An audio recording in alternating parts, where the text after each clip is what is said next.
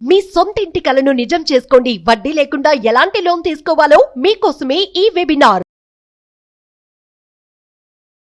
నమస్తే రచిత గారు. నమస్తే ఉషా. పెళ్ళైపోయిన తర్వాత ఒక ఆడపిల్ల అత్తవారింటికి వచ్చినప్పుడు అక్కడ చాలా మందిని అడాప్ట్ చేసుకోవాల్సిన అవసరం ఉంటుంది. ఒక కోడలు ఒక మామగారు రిలేషన్ చూసుకుంటే ఏ విధంగా ఉండాలి, మామ కోడల్ని ఎలా ట్రీట్ చేయాలి అంటారు? ఎందుకంటే చాలామంది ఆడపిల్లలు కొన్ని వీడియోస్ మనం మాట్లాడినప్పుడు కావచ్చు, కొన్ని రీల్స్ మనం చూసినప్పుడు కావచ్చు, భర్త నుంచి కూడా మాకు ఇటువంటి ప్రాబ్లమ్స్ ఉండవు, ఏదైతే మామగారి పొజిషన్లో ఉంటారో వాళ్ళు పెట్టే ఇబ్బందులు ఎవరికి చెప్పాలో కూడా అర్థం కాదు, కొన్నిసార్లు మాటలు కూడా చాలా ఇబ్బందికరంగా ఉంటాయి మాకు అని చెప్పడం మనం వింటూ ఉన్నాం. నేను అందరి గురించి మాట్లాడట్లేదు, ఎవరైతే వీటి వల్ల ఇబ్బంది పడుతూ ఉన్నారో వాళ్ళ వరకు మన వీడియో రీచ్ అయినా ఎక్కడో అక్కడ రిలీజ్ అయ్యే అవకాశం కావచ్చు, లేదంటే ఆడపిల్లకి స్వాంతన కలిగే అవకాశం కావచ్చు కనిపిస్తుందనే ఉద్దేశంతోనే వీడియో చేస్తున్నాను. దీని గురించి మనం ఏం చెప్పొచ్చు? అసలు ఈ టాపిక్ మాట్లాడాలంటే it's a very sensitive topic. అంటే ఎందుకంటే ఒక తండ్రిని వదిలేసి, అంటే తండ్రి ఎంతైతే ఆడపిల్లకి పుట్టింట్లో ఒక తండ్రి దగ్గర ఉండే ఎఫెక్షన్, భరోసా, తర్వాత అన్కండిషనల్ లవ్, అంటే కేర్, ఇవన్నీ వదిలేసుకొని పోవడానికి ఆడపిల్లకి చాలా కష్టం అవుతుంది. తల్లిని వదిలేసిపోవడం ఎంత ఇంపార్టెంట్ అని మనం అనుకుంటామో, తండ్రిదే ఎక్కువ, ఆడపిల్లకి తండ్రి ఎక్కువ ఎఫెక్షన్. అలాంటి రోలు మళ్ళీ రీప్లేస్ చేయగలిగేది ఎవరు అంటే ఓన్లీ మామగారు మాత్రమే. ఫాదర్ ఇన్ లా అంటే లా ప్రకారము ఈయన ఫాదరు అని చెప్పటం. లా ప్రకారము, పద్ధతి ప్రకారము పెళ్లి చేసుకొని వెళ్ళారు అంటే పద్ధతి ప్రకారం నీకు కల్చర్ వైజ్ 3 ముళ్ళు వేస్తే బంధము ఒక్కరికే వస్తుంది హస్బెండ్ అనుకుంటున్నారు. 3 ముళ్ళు వేస్తున్నప్పుడే ఆ 3 ముళ్ళల్లో ఎంత బంధము, 7 అడుగులు 3 ముళ్ళకు నేను బాగా చూసుకుంటా అని హస్బెండ్ చెప్పడమే కాదు, ఆ 3 ముళ్ళల్లో నాకు తెలిసి ఒక బంధము అత్తది, ఒక బంధము మామదేమో అనిపిస్తుంది నాకు. ఎందుకు అంటే ఈ ప్రోడక్ట్ అంటే భర్తను తయారు చేసింది ఎవరు? వీళ్ళిద్దరు. అవునా? ఎట్టు కాదనుకున్నా వీళ్ళిద్దరే. సో వీళ్ళిద్దరి జీన్స్, వీళ్ళిద్దరి వల్లనే ఈ మనిషి నాకు లభించాడు. అంటే అంత గౌరవప్రదమైన ప్లేస్. మరి ఆ గౌరవప్రదమైన ప్లేస్ని ఎంతమంది నిలబెట్టుకుంటున్నారో ఎంతమంది నిలబెట్టుకోవట్లేదు.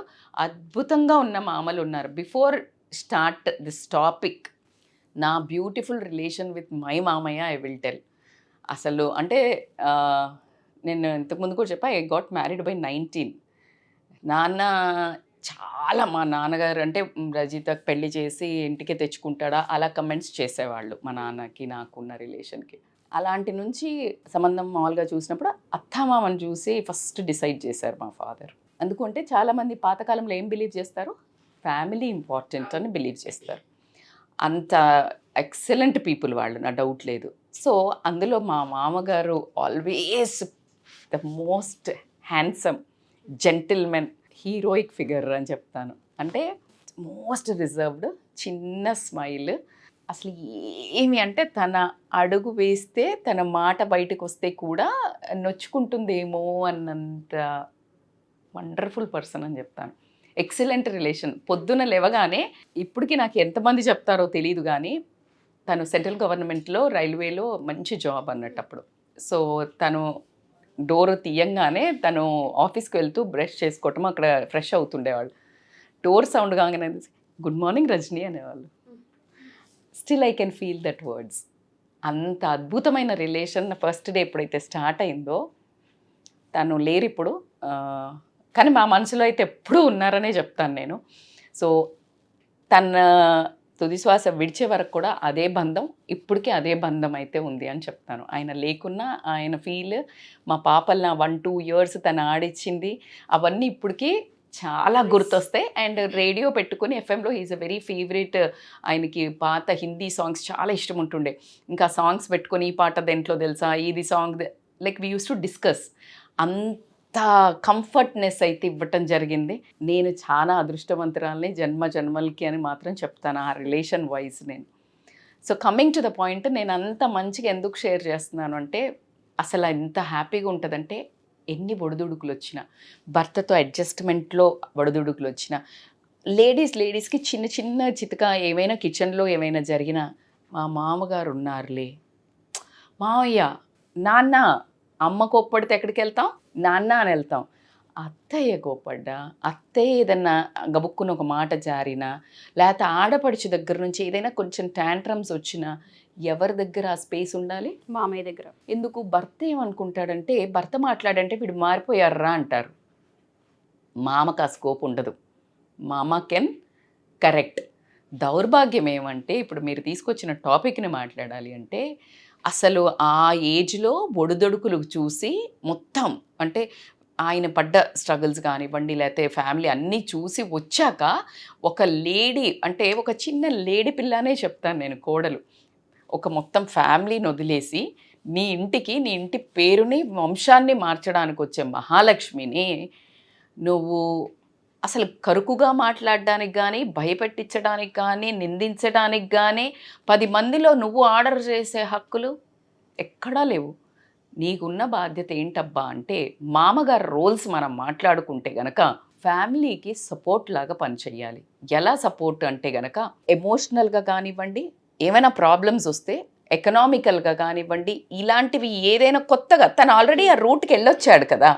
సో పర్సనల్ లైఫ్లో కానీ, మ్యారేజ్ లైఫ్లో కానీ ఆ కొడుకు కానీ, కోడలికి కానీ ఒక సపోర్ట్ లాగా నించోవాలి. ఎందుకంటే తను ఆల్రెడీ చూసొచ్చుంటారు 40 ఏళ్ళు. సో అది చాలా ఇంపార్టెంట్. ఇంకొకటి ఏంటంటే, ఫ్యామిలీలో నడుస్తున్నప్పుడు మెంటర్షిప్ అనేది చాలా ఇంపార్టెంట్. ఫర్ ఎగ్జాంపుల్, కొడుకు లేటుగా రావటమో, లేకపోతే ఎవరికో డబ్బులు ఇవ్వటమో, లేకపోతే ఇంట్లో భార్యను బాగా చూసుకో, అప్పుడు ఏం చెప్పాలి? మెంటరింగ్ చేస్తాము. లేదురా ఇట్లా కాదు, ఇట్లా ఉండాలి, ఇట్లా చేయాలి అని ఒక గైడెన్స్, లేకపోతే నువ్వు ఈ డబ్బులు ఇట్లా పొదుపు చేసుకో. భార్యకి కూడా, ఆ అమ్మాయి కూడా కొంచెం ఏదైనా డిస్టర్బెన్స్గా బిహేవ్ చేస్తే, అట్లా కాదురా తల్లి, అందరు ఉన్నప్పుడు కాకుండా నేనున్నా నీకు భరోసా, కానీ మీ అత్తయ్య ఒకవేళ ఇలా ఉంటుంది, కొంచెం నువ్వు కేర్ఫుల్గా ఉండు అంటే, భర్తకి భార్య గురించి అయితే తెలుస్తుంది కదా. ఆవిడ అలా కరుకుగా ఉంటుంది కానీ మెత్తటి మనస్సు లేదు, కొంచెం చిన్నగా తనకు అట్లా ఇష్టం ఉండదేమో, కొంచెం నువ్వు ఇక్కడ కొంచెం గరం ఉన్న అత్తగారిని ఇక్కడ నువ్వు ఏం చేస్తున్నావు? సాఫ్ట్గా అడ్జస్ట్ చేస్తున్నావు, అంతే కదా. ఏమి నాన్న అంతేలే, మీ అమ్మ చెప్తుంది. అమ్మ అట్లనే కదరా, అమ్మ అంటే ఏమవుతుంది? నాన్న చెప్తాడు. ఎగ్జాక్ట్లీ ఆ రోల్ కనుక నువ్వు ప్లే చేసినట్టయితే ఆ బంధం మీద విలువ ఎక్కడికి వెళ్తుంది?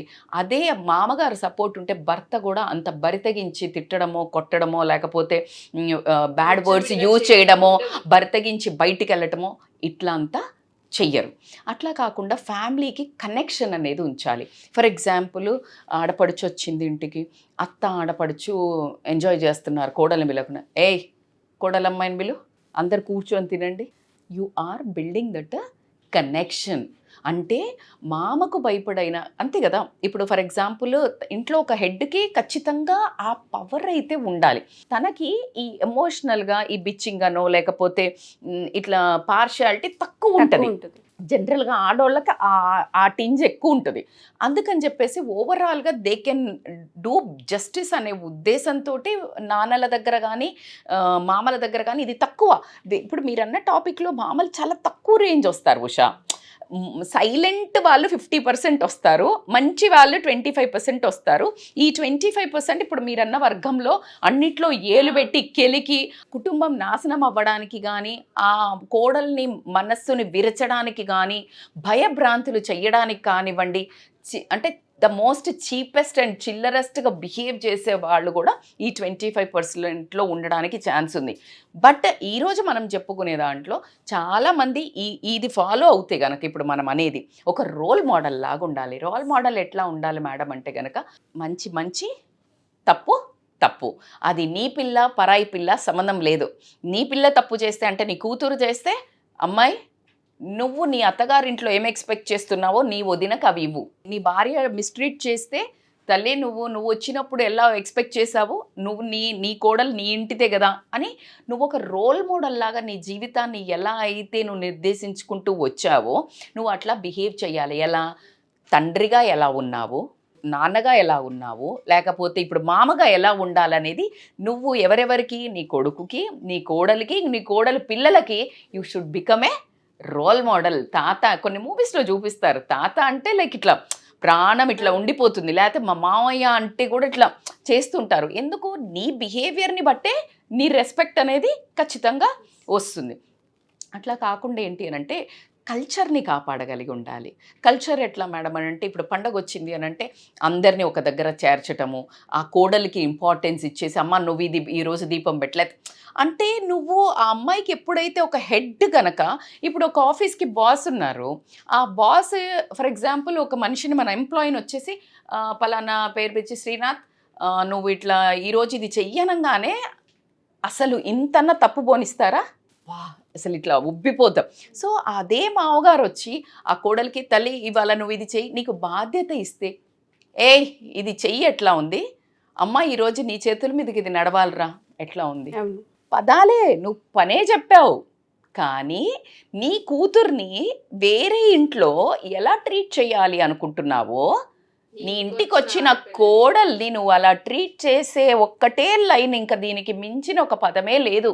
నీ కూతుర్ని నువ్వు ఎలా గనక ట్రీట్ చేస్తున్నావో వాళ్ళ మామగారు అలా ట్రీట్ చేస్తే నీకు ఓకేనా?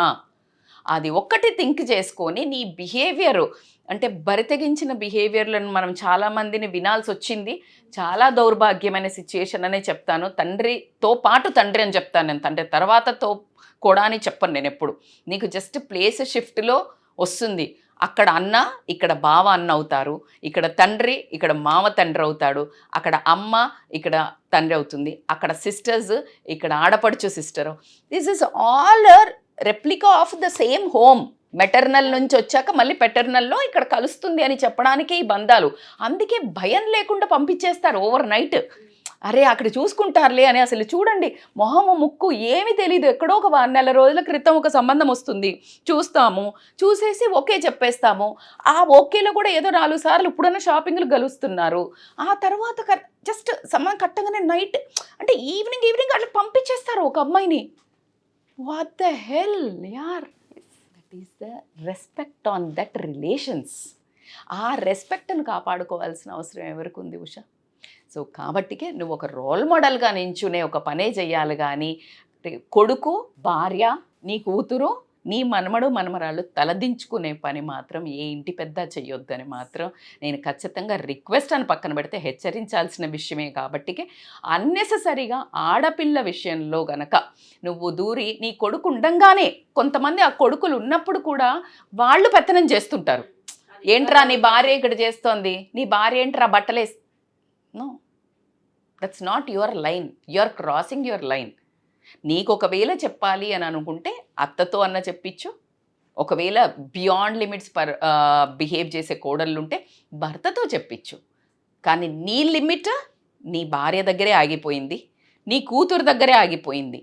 అది నీ ఫ్యామిలీకి ముప్పు తెప్పిస్తున్న ప్రాంతంలో తన తల్లిదండ్రితో చెప్పించు. నీ లైన్ మాత్రం క్రాస్ కాకు.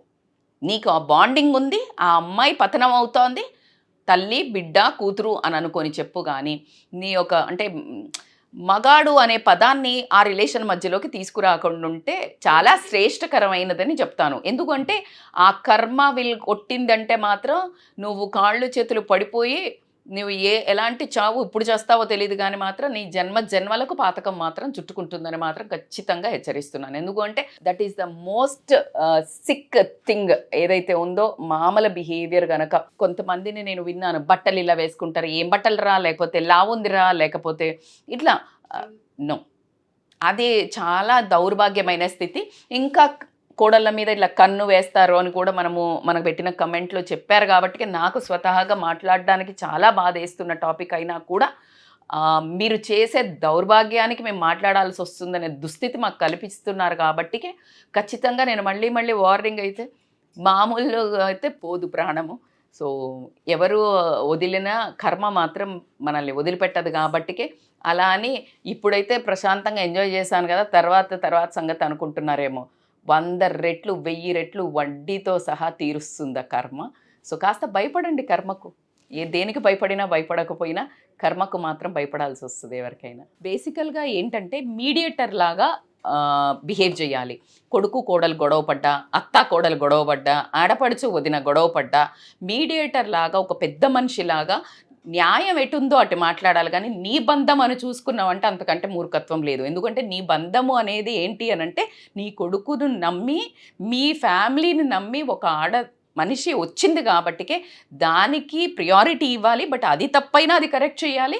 కానీ ఏది తప్పో ఏది కరెక్టో చూసి చెప్పాలి. కానీ ఒక ఫ్యామిలీ మొత్తము కలిపి వాళ్ళంతా టార్చర్ పెడుతున్న మామ అనేవాడు ఒక సెక్యూరిటీ లాగా సైనికుడిలాగా పక్కన నిలబడితే వాళ్ళందరి నోరు మూపించు. అలా కాకుండా నువ్వు గమ్మున ఉన్నా తప్పే, అలా కాకుండా వాళ్ళతో జాయిన్ చేయడం అయితే ఇంకా పరమ తప్పు. కాబట్టికే ఖచ్చితంగా పెళ్లి చేసుకొని వచ్చిన ఆడకూతురికి మామ అనే వాళ్ళది తండ్రి ఒక రోల్ అని మాత్రం మళ్ళీ మళ్ళీ గుర్తు చేస్తున్నారు. Thank you so much Rachitha గారు. ఇందాక మీరు ఏదైతే లైన్ చెప్పారో, చాలామంది ఆడియన్స్ ఎవరైతే మా ఈ ఎపిసోడ్ చూస్తూ ఉంటుంటారో, ఒక ఆడపిల్ల రాత్రికి రాత్రి ఒక ఇంటి నుంచి మీ ఇంటికి వస్తుంది అంటే ట్రస్ట్ అండ్ రెస్పెక్ట్, ఈ రెండు, దీన్ని కాపాడుకునే ప్రయత్నం యాజ్ ఏ అత్త మామగా మన బాధ్యత.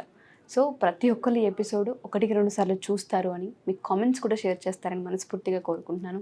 థ్యాంక్ యూ రచిత గారు. Thank you so much. Thank you so much Usha. Suman టీవీలో మీ పర్సనల్ అండ్ బిజినెస్ ప్రమోషన్స్ కోసం కింది నెంబర్కి కాంటాక్ట్ చేయండి.